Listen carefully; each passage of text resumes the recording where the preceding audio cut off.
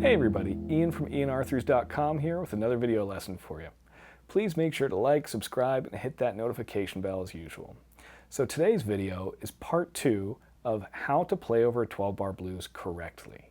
And I'm going to break this video up into a few parts for you. So first off, we're going to do a recap of what we did with part 1, targeting the 1 and the 4 chords.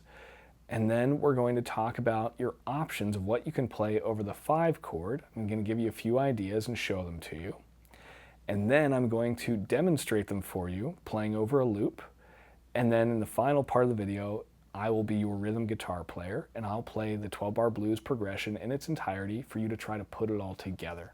And during that, I'm also going to include diagrams on screen so you can try to do it in real time and see what your options are, hopefully in the moment. So that's going to be the format of today's video. Let's get to it. So from part 1, if you haven't already watched it, first off, please go to my channel and do that.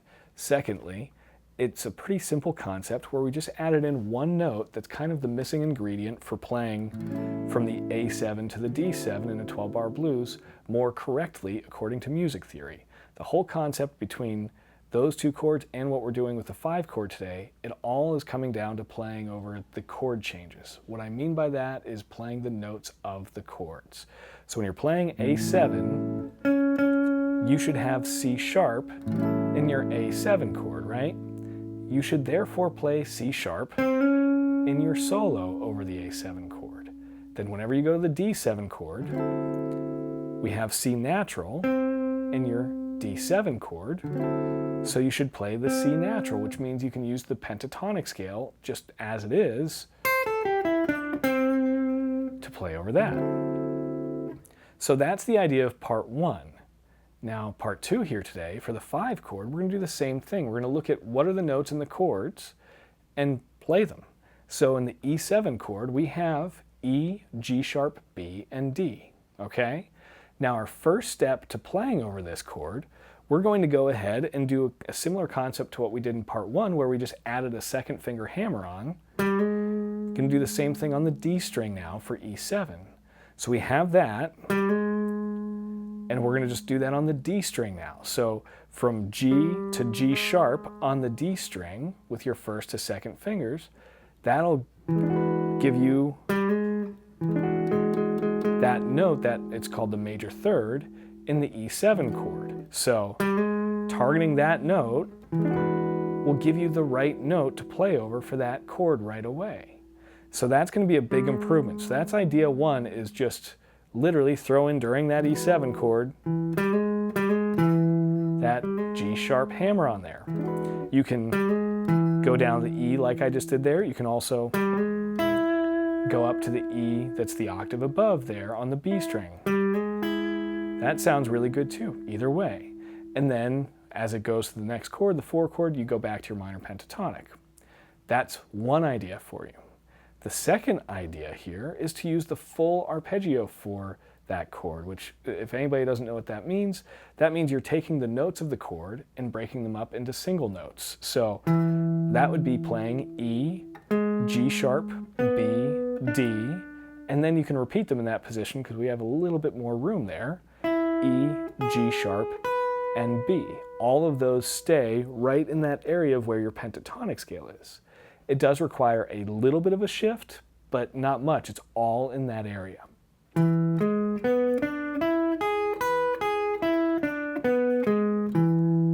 If you play that exactly over an E7 chord, it sounds great.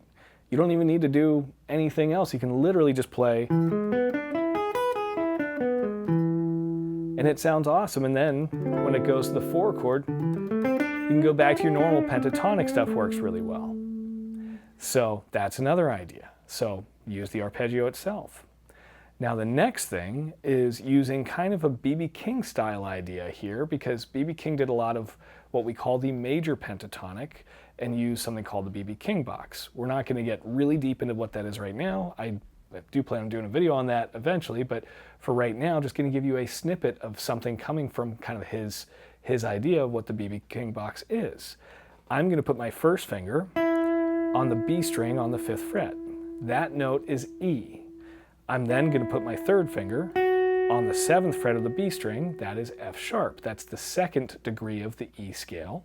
And then I'm going to bend from that F sharp up to G sharp, which is the 3rd. It's the major 3rd we talked about earlier, hammering on. Going to get up there with a bend now an octave higher. And then I can even include, if I want, that B natural on top with my 4th finger on the 7th fret of the high E.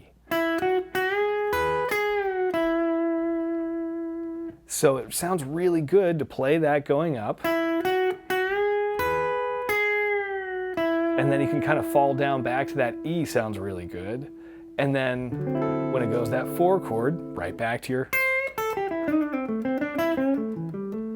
minor pentatonic idea. Okay? So that's your 3rd idea. And your 4th idea I have here for you, and it sounds really funny because I'm calling this How to Play Over 12-Bar Blues Correctly, and using music theory as my premise for all this, but the 5 chord, you can kind of get away with playing just the normal A minor pentatonic scale over the 5 chord. The reason is because the notes in the E7 chord are E, G sharp, B, and D.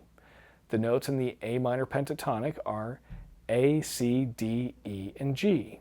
They both have D and E in them, okay?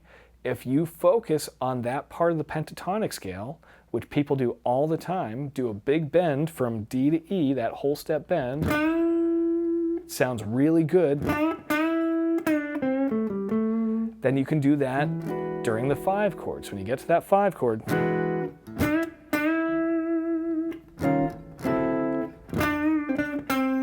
back to your pentatonic for your 4 chord. So whenever you go up to that 5 chord, keeping in your pentatonic position and bending up from D to E is a really good way to do it that's still targeting the chords.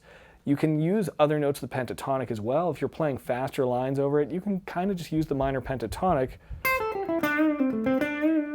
Whatever you want to do, as long as whenever you're landing your phrasing, if you're trying to actually do what we call a landing tone, you want to hit a good note. And going from that D to E in that pentatonic with that bend is a good note. If you're going to sit on, for instance, G, which is conflicting with that G sharp, we're hearing those notes do this. They're butting heads with each other. So at that point, you know, just going back to that idea earlier, where you can hammer on that 2nd finger, that'll fix that. But you don't want to sit on the bad notes of the pentatonic. But here's the cool thing is, you can now start to mix and match what we have. So if you're going to play that pentatonic idea and do that bending, you can also get into your G sharp after a bend there or something if you decide you want to not just exclusively play that bend on the E7 every time. So hopefully this gives you some concept of a few different ideas what you can do that are all technically correct as long as you're, once again, landing on good tones with each of those.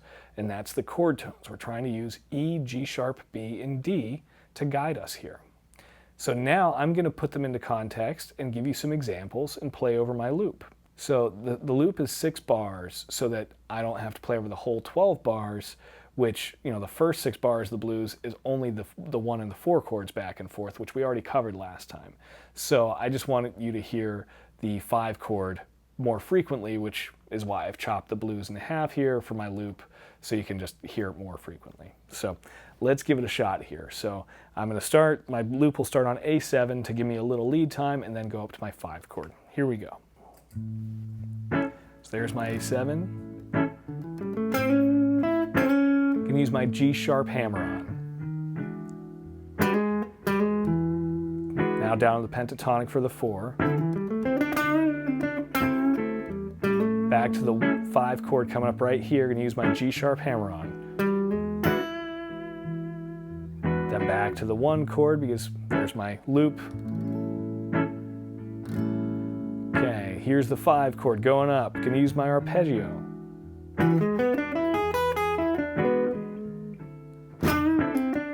Back to the pentatonic for the 4. Going to use my bend on the pentatonic to get up to the 5. Back to my 1 chord, resolve.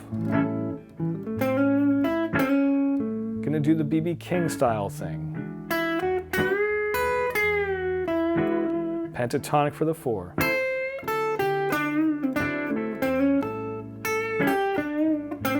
Gonna do the B.B. King thing. Back to the 1 chord.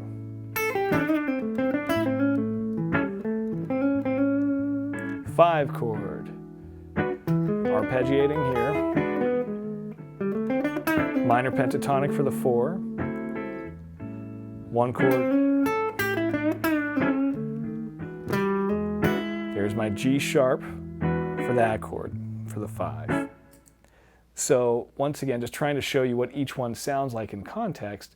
You can do so much with them from a phrasing standpoint. I'm just giving you a very rough idea. This is not the be-all, end-all for this concept here. But once again, just trying to give you a rough idea of what they sound like in context over 12-bar blues. Okay, now the next part here, the final chapter of this, we're going to put it all into effect and see if you can put it together. I'm going to go ahead and play through the 12-bar blues. I'm going to be your rhythm guitar player and just talk through it so that you know what you're doing as you're playing it, hopefully. Including, I'll mention the C sharp, for instance, during the 1 chord, so you recall that from the first video, hopefully. And then when we get to the 5 chord, I'm going to suggest some things early on, and then after that I'll just start telling you it's the 5 chord, and you can hopefully just pick and choose what option you like of those and practice it in your own time and you know, do with it what you want to, basically. So, all right, here we go. Here's our 12-bar blues. 1, 2, 3, 4. So there's our 1 chord. Use that C sharp.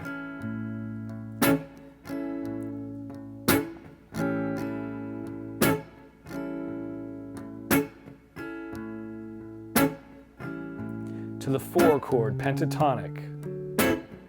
Making sure we got that C natural, which is in the D7 chord. Back to the 1 chord. Okay, when we go up to the 5, use that G sharp hammer on. Here we go. 5. Back to pentatonic 4. Back to the 1. Use that G sharp hammer on again, right here. Back to the beginning of the progression, 1 chord. So use that C sharp during the 1.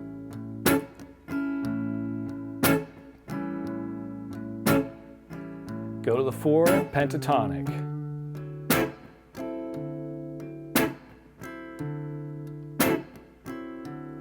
Back to the 1. So I got that major third in there. Let's go to the 5 chord, use the arpeggio here.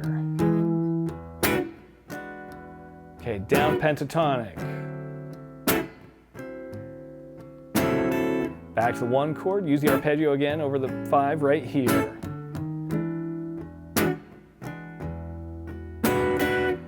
Back to the beginning. So use that C sharp over your 1 chord.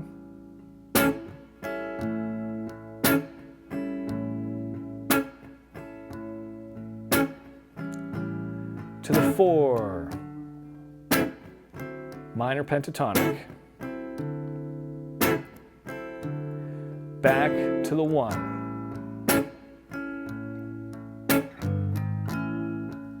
5 chord B.B. King style, here we go. Down to the minor pentatonic. Back to the 1 chord. B.B. King lick again. Back to the beginning.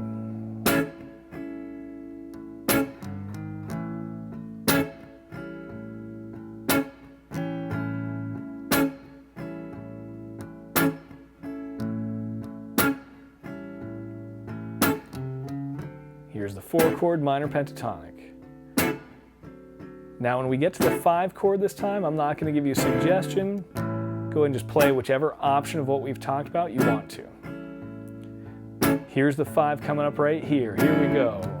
5, down to the 4, back to the 1, 5, back to the 1, beginning. Go one more time through the progression.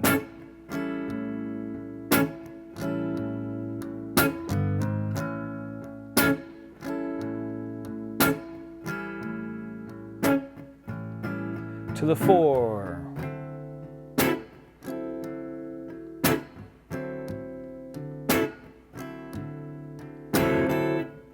back to the 1, do whatever you want with the 5 coming up here. Here's the 5, here we go. Down to the 4, back to the 1, up to the 5, resolve on C sharp for the A7.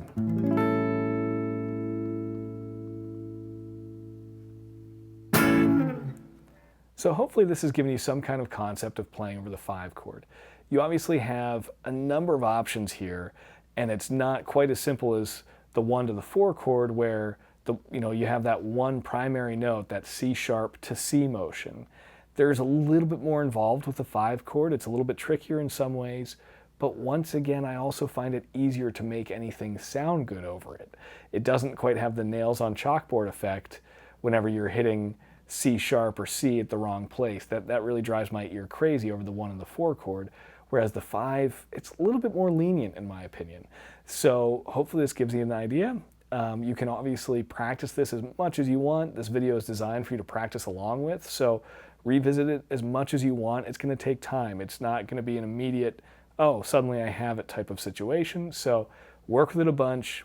Let me know what you think in the comments below, and hopefully you get some progress out of it. All right, thanks. I'll see you on the next one.